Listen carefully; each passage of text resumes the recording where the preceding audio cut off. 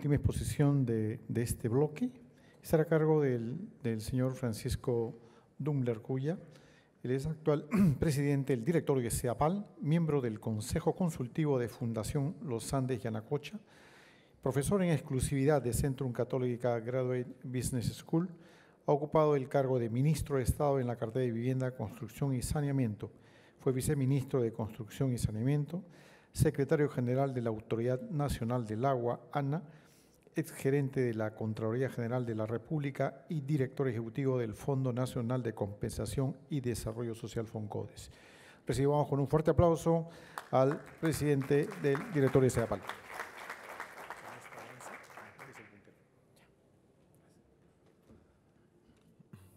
Muy buenas tardes. Yo también quiero sumarme a los agradecimientos a CAPECO por esta invitación a esta versión de ExCon. Y quiero presentarles desde la experiencia de CEDAPAL la estrategia que hemos estado trabajando en los últimos meses. Tenemos 6 meses en el directorio. Algo que probablemente influya mucho en el governance de esta institución, y tal vez lo comento desde ese ángulo, es que en los 5 últimos años han habido 5 presidentes de directorio en CEDAPAL. En estos últimos 6 meses soy el único miembro del directorio original que queda, y en estos 6 meses he tenido 3 ministros con el actual. Y eso les puede dar una idea que eso a veces no colabora en el governance de una institución, sobre todo siendo una empresa pública. ¿Qué es lo que vamos a conversar rápidamente? Es una mezcla de las diferentes cosas. Hemos tratado de enmarcarlas en 4, le llamamos las 4 patas de la mesa de la estrategia para garantizar la gestión y la correcta ejecución de los proyectos. Y las paso a mencionar una por una. Voy a tratar de ser breve porque atrás de esto hay mucha información que luego puede ser puesta a disposición de ustedes, pero creo que es un poco los lineamientos gruesos que hemos discutido en el directorio y sobre el cual tenemos un buen consenso.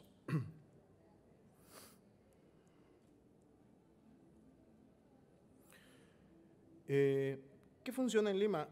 Hacia el 2030, Lima será una ciudad de 15 millones de habitantes aproximadamente.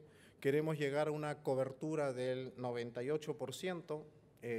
Este mercado además se distorsiona ampliamente. Ustedes podrán pensar que los 700.000 y algo más venezolanos, hermanos venezolanos que en los 2 últimos años han ocupado la ciudad pueden descompensar este sistema. Fíjense, solo lo pongo en términos estadísticos. Si se han ubicado en zonas donde hay conexiones de agua, hemos subido la cobertura de Lima unos 3 puntos porcentuales, y si sucede exactamente lo inverso, o sea, están en sitios donde hay abastecimiento de cisternas, la cobertura de Lima ha bajado también 3 puntos porcentuales. A diferencia de otros servicios, CEDAPAL además, o tipo la energía de la cual conversábamos, el agua no concluye su ciclo al entregarla, sino sufre un complejo tratamiento de sus aguas residuales, que es parte de un proceso mucho más complejo. Uno de los primeros temas, y probablemente el más complejo y el más difícil de tratar, es la entrega de proyectos. ¿En qué consiste esto? Actualmente es una mochila pesada. Desde el día que CEDAPAL empieza a construir un proyecto, elaborar un proyecto, hasta el día que lo entrega, demora en promedio 10.4 años. Este es un tema complejo, ¿no? Recordarás, Guido, desde nuestras épocas cuando estábamos en el directorio del Fondo Mi Vivienda, un ciudadano en Lima y en el país en general tiene que pasar 10 años de tenencia pacífica de un terreno para que luego le otorguen el título de propiedad. Hecho el título de propiedad y a la carga de su título de propiedad, ¿no? Ya puede pedir el servicio de agua potable. Súmele otros 10 años y tiene una persona en Lima que invade que entre 20 a 25 años puede tener su servicio de agua potable, lo cual esto es inaceptable. y tiene otras connotaciones.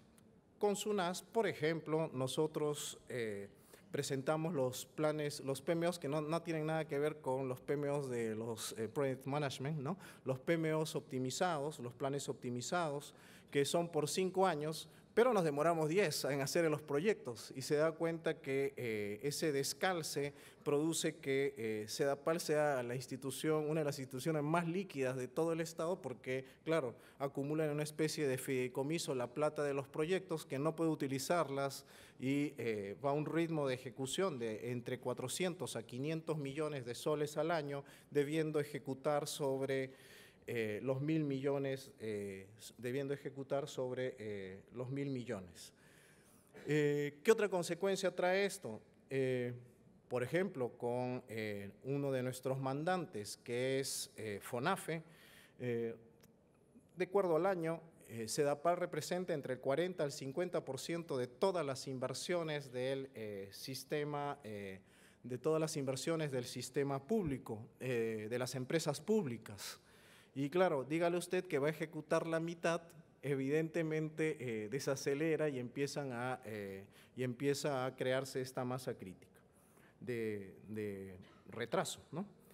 ¿Qué es lo que hemos hecho como primera medida?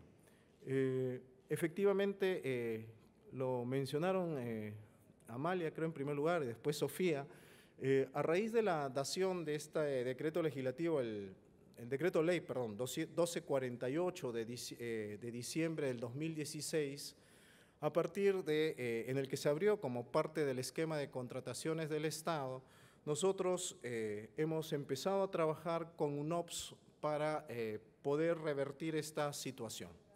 ¿En qué consiste? O los que conocen un poco de la historia de la burocracia pública, cada vez que hasta antes de esa fecha alguien, algún ente de control, se lo digo porque he sido también funcionario de la Contraloría, alguien le pedía alguna información de UNOPS, te salían con esa frase que al amparo de los estatutos de las Naciones Unidas, del Pacto de Varsovia, etcétera, ¿no es cierto? O sea, un párrafo expresamente hecho, ¿no? Para eso, a usted no le entregamos información.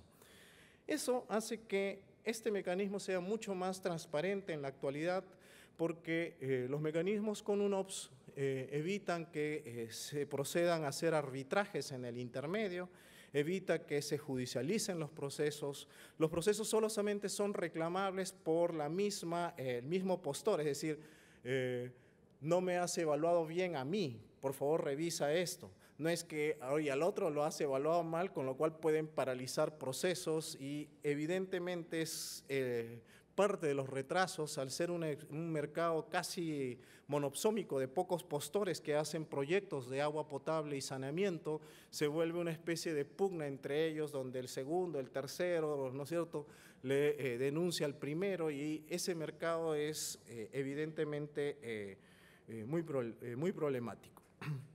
Y probablemente esto es también un tema de experiencia personal. Empujamos mucho este esquema del convenio con UNOPS con N cláusulas anticorrupción, declaraciones juradas, mecanismos para tratar de garantizar esto.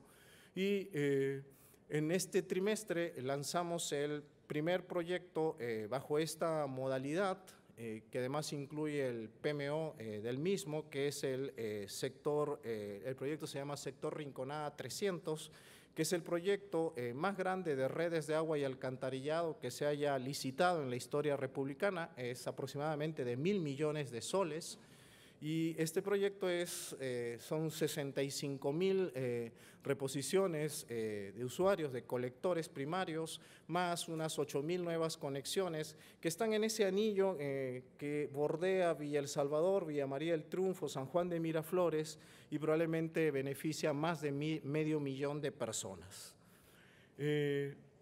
Y esto ya es a tono personal, porque cuando logramos sacar este proyecto, lo aprobamos en directorio, las gerencias de SEDAPAL, que evidentemente tienen sus propios procedimientos y sus propios hábitos, subieron un paquete a pedido del directorio para juntar la parte importante de la demanda de proyectos del 2019 y del 2020, que suma algo más de 4.000 millones de soles, Y eso evidentemente nosotros dijimos es como una especie de batalla ganada, porque eso sí permitiría subirle el ritmo de inversiones a Sedapal.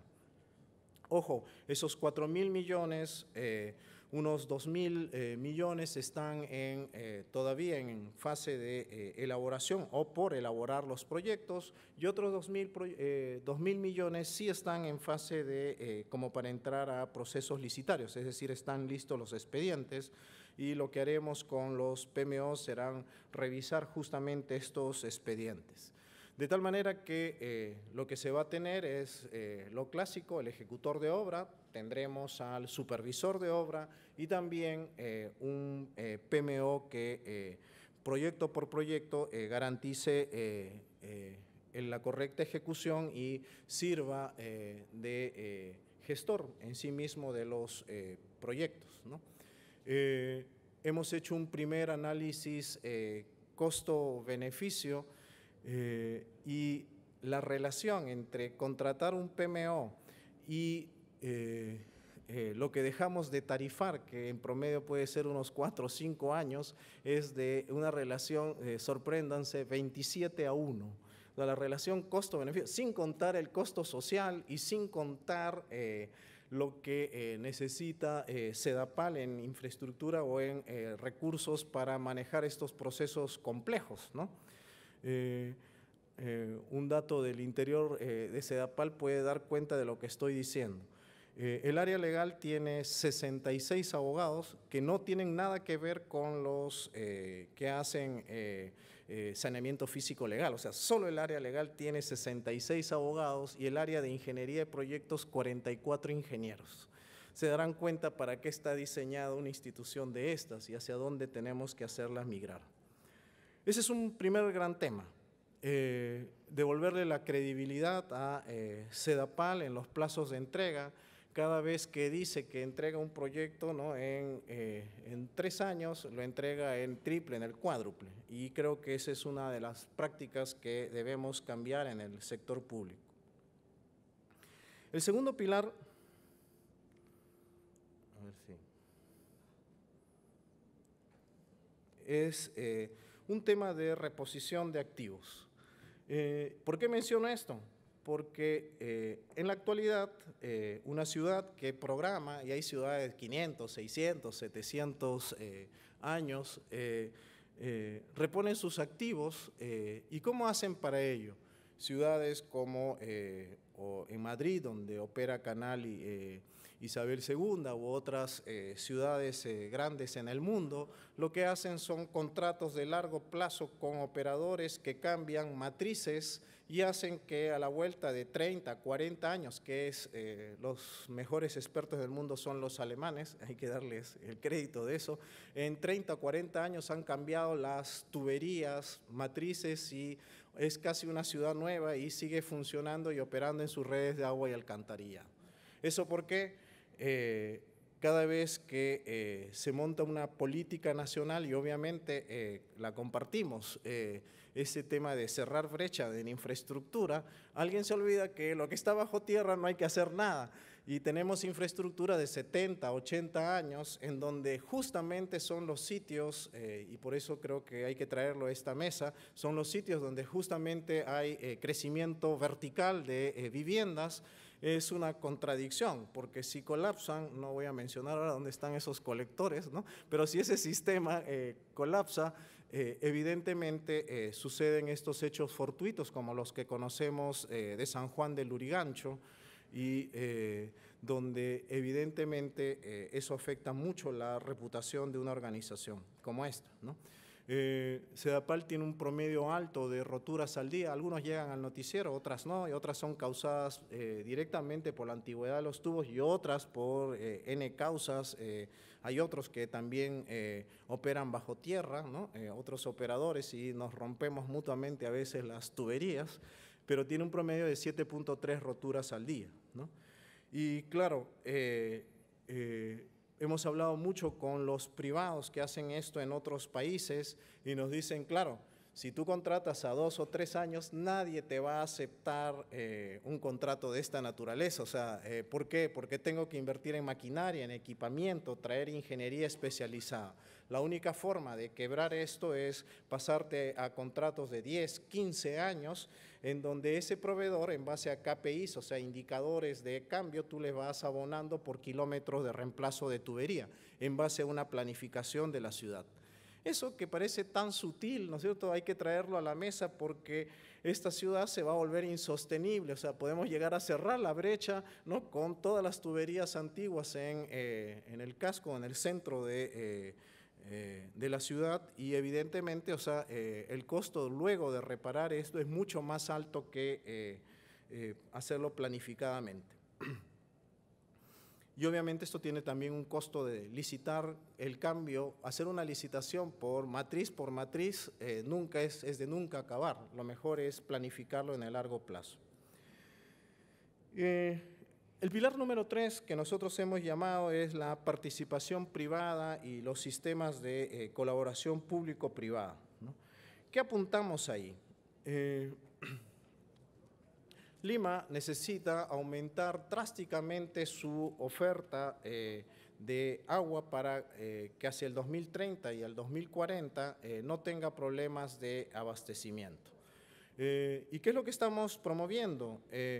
Estamos completando los estudios, ¿no? Y esto no tiene que ver con reglamentación pública estrictamente, sino la idea es crear empresas subsidiarias, ¿no?, para que ellas nos puedan vender agua en bloque.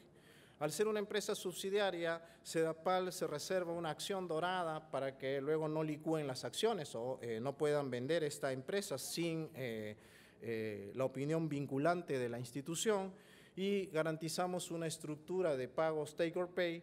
¿Y qué pasa? Sedapal le puede transferir su tarifa a esta subsidiaria y esta puede reponer su CAPEX y OPEX, y además son de naturaleza indefinida, con lo cual tendríamos capital fresco, un operador privado que se mueve bajo las reglas de juego que Sedapal les puede dar, ¿no? Este esquema está muy avanzado y evidentemente no necesita ningún cambio de ninguna norma de rango de ley. Ya hemos hecho los estudios jurídicos, han sido expuestos al directorio, y creo que esa es una parte del camino de cómo complementar los servicios que se necesitan hoy para garantizar de agua a toda Lima. Y el cuarto pilar, el último, es potenciar instrumentos de gestión innovativos.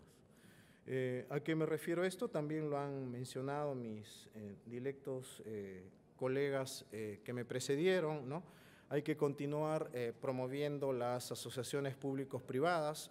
Son particularmente críticas en este 2019, terminar el proceso de Provisur, que es el primer proceso de desalación, que como ustedes saben permitiría el abastecimiento continuo en los 4 distritos de playa del Sur Chico, ¿no?, que empiezan en, a ver si estoy en el orden correcto, empiezan en Punta Hermosa, San Bartolo, Punta Negra y Santa María, al revés, Santa María y Punta Negra. Y estoy bien, sí.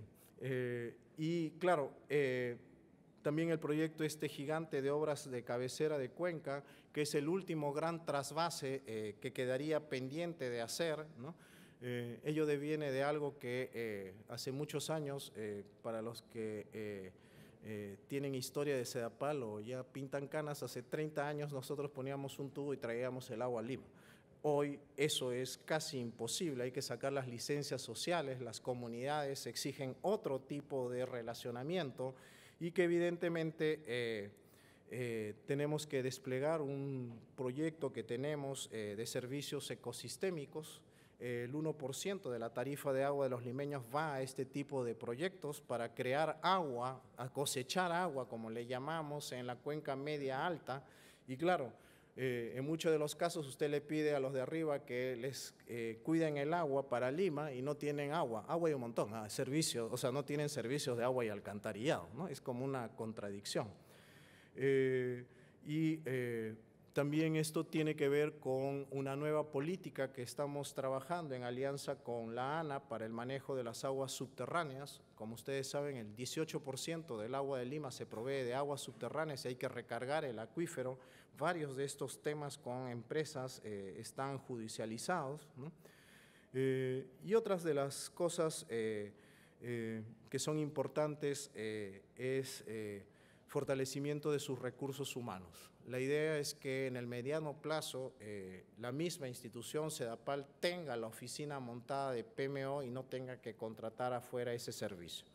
Creemos que estas 4 cosas que son como nuestros pilares permitirán en el mediano plazo voltear el timón y hacer de esta una institución más sostenible, mucho más eficiente y que dé respuestas a las necesidades de la población limeña. Bueno, muchas gracias.